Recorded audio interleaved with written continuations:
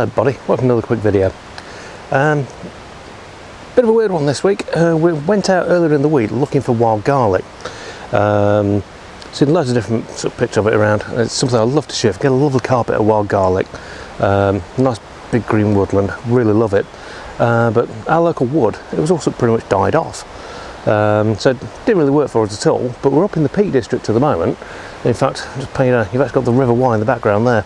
Not too far from Bakewell actually, but managed to find a fairly quiet space, and there's quite a few bits of wild garlic around in a little tiny patch behind me there. So we're hoping we'll have a bit of a wander around this woodland, and if we can get some decent shots of it, we'll get some out there. Bluebells are pretty much all gone now. Kind of missed the boat on that, unfortunately, but yeah, it's a weird one this year for the bluebells, as I've said before. But yeah, I'm going to see if I can get some decent shots of that. There's actually a weir just in the background that might get kind of a reasonably shot that might come out okay. But yeah, have a wander. Some lovely scenes around the woodland path as well, so see what I can get. Come and have a wander, and let's see what we find.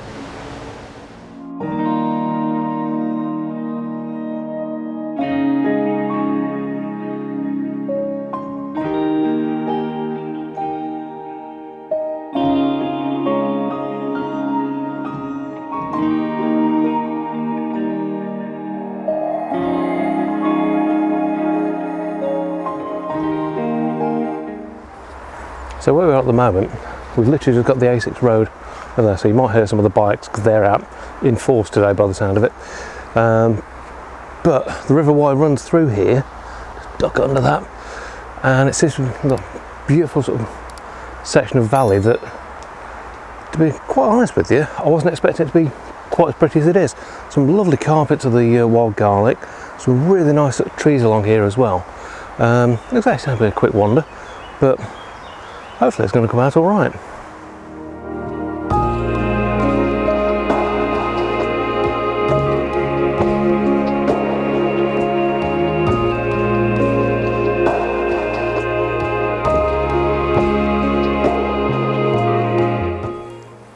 So I'm not just looking at sort of the wide woodland scenes today, trying to do some more intimate stuff as well, because some lovely little sort of blue flowers dotted in between the wild garlic, which I think works really well. You can get some really nice scenes from it, so expect a few of those at the end as well.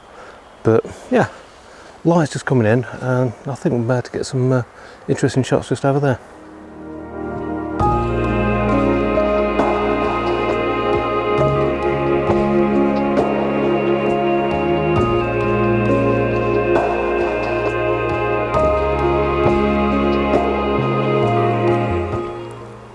And anybody that's known some of my photography for a while will know how much I like a dandelion when it's in seed. If you can get a lovely background to that, so really sort of darken the background out, you can get so much detail from them. Really, really nice. Yeah, there'll be a few shots of those today, I think, as well. So settings wise today, I basically just chucked it in aperture priority, auto ISO, let it do its thing. I've not seen much more than 1000 ISO today because it is fairly bright. So that's not too bad, and depending on what sort of depth I want, I'm going up to about f8, down to f4 for the tight stuff. One thing I'm doing as well, if I find in sort of something mixed in with the wild garlic, I'm actually sort of using the wild garlic almost like a diffuser into it, so it gets a lovely soft foreground and sort of soft around a nice sharp centre. Just works well. You can use it with grass and stuff like that as well if you're doing stuff like that. So yeah, little tip for you anyway. But yeah, so just coming out into a bit more of an open section now, and looks like there could be some interesting trees up ahead, so we'll see what we can find on that.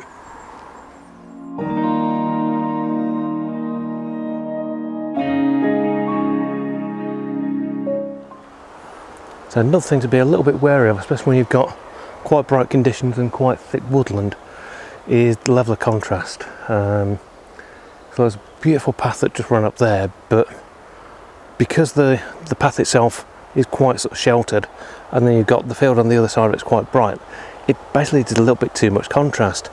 You'd have to push and pull it too much, it'd look really unnatural.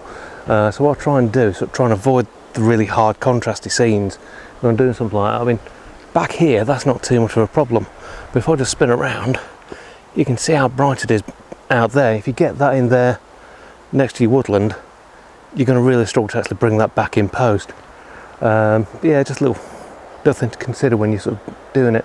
I mean, there's some lovely scenes actually in the woodland.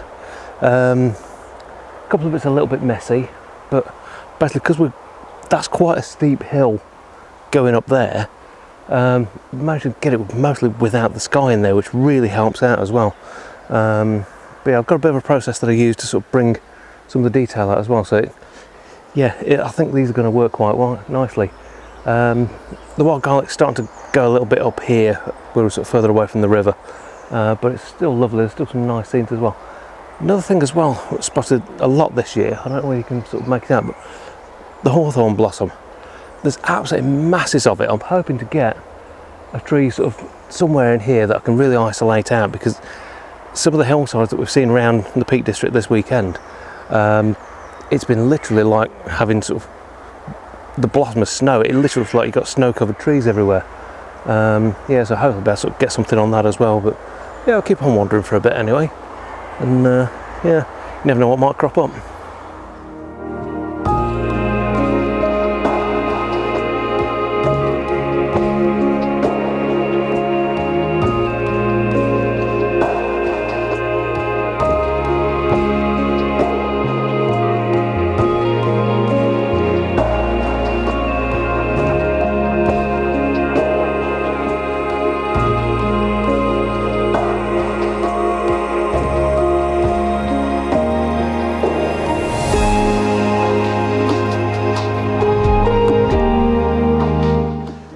So, slightly out of breath, I've just come for a big climber up the hill for one reason. That hawthorn there stood on its own, the light's just catching it. A couple of little sort of trees around, but I think I'll make a really nice little sort of edit it as an intimate scene. I think it's going to work quite nicely. But yeah, it's quite high up here, and yeah, the trees around here are absolutely fantastic. Might even be able to get another couple of shots off up here, but I'm not at the highest point. I just spotted that from way down on the path and came clambering up, so it's actually a set of steps. But yeah, get a few more shots I think, and get back down to the path where I've left Tracy.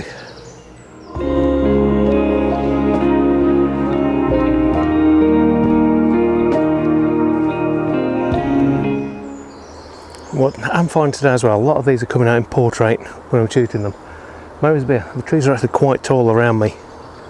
I think it sets a bit better seeing them sort of going wide. Width-wise, just panning around, it gets a bit too busy. But if you can isolate sort of a group of trees or something like that, just for going portraits, need to work a little bit better.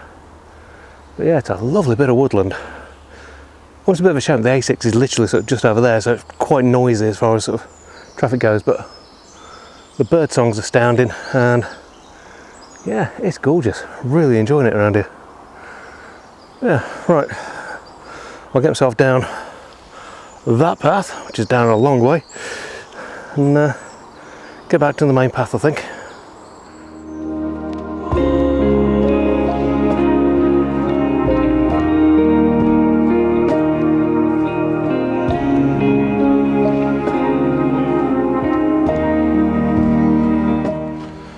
So we've kind of reached a far point now, up on sort of the track. Pretty much all the wild garlic's gone from this area. A lot of ferns in place, a few wildflowers, nice mossy bark, but the composition becoming a little bit more difficult to pick out as the woodland sort of gets a bit more dense. But there are still a couple of shots to be had, I think, around here. So yeah, keep going. But it's an important thing as well when you're doing sort of woodland photography, when you've got sort of the dark and the light. If you've got it on your camera, get your histogram on the screen or in the viewfinder. It's really easy to look through the viewfinder, think, oh, that looks fine, take a snap, you get it back to post and the highlight's completely blown out, or you've underexposed it. It's handy to keep the histogram sort of in mind. If you can shoot for it sort of somewhere in the middle, maybe slightly to the right, as long as you're not peeking out at either end, you normally should be okay. It's something that when I first started out with doing sort of digital photography, it's not something I really paid too much attention to. I did get a lot of problems with it, like, yeah, I've blown out the highlights and stuff like that. So yeah, something well worth considering. If you've not used the histogram before, have a look at it, line up a shot, and you'll see basically sort of on the right hand side are your highlights, left hand side is your sort of shadows and darks. If you can aim for somewhere in the middle, you know you'll be fairly well exposed. It's not always a case of you can sort of rely on what you can see through the viewfinder or sort of on your screen is going to be absolutely accurate, because it does profile a bit. I mean, when I'm doing the video on the M1 here, there's some stretches where I actually can't see myself at all, yet when I play it back it's actually sorted that out for me. So it's not always a case of what you can see is what you're actually going to be shooting. So well worth learning to use the histogram, and it helps in so many different ways as well, so many different types of photography. And excuse the loud bikes in the background, but I think they're trying to sort of double the 50 speed limit at the moment. Yeah, with a bit of light coming through here, I can guarantee you'll be sort of peaking highlights. If you try and sort of say do a shot of this, the stuff behind it will be over the top. So yeah, keep that in mind, have a play with it, practice. It really does help. The key to a lot of this is practicing. I've been doing, like I said, digital photography now for about 5 or 6 years ish properly. Before that, sort of the advent of digital in sort of the early 2000s, got first sort of digital bridge cameras and stuff like that. So I've got used to it fairly well, but back in the old days I was using standard single lens reflex cameras with sort of the manual sort of exposure meters, and yeah, you learn a bit more sort of from that side of it, but it doesn't always carry into digital. So yeah, the histogram, really important tool. Definitely it's something that it's worth learning as quickly as you can for sort of getting out into the open with a lights like this.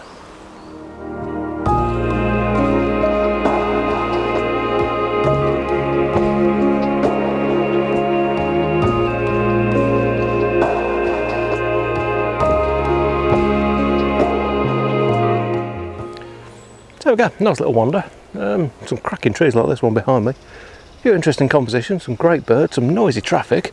But yeah, a nice little wander out. So I'll throw the gallery up now for you. A few different sort of shots. Obviously we've got sort of wildflowers and bits and pieces like that. So yeah, a few different shots. Hope you enjoyed it. If you have, give us a big thumbs up. And if you're not subscribed, please do. Hit the subscribe button, really helps the channel out. But for now, from an absolutely gorgeous wood in the Peak District, thanks for watching. We'll see you next time. Take care.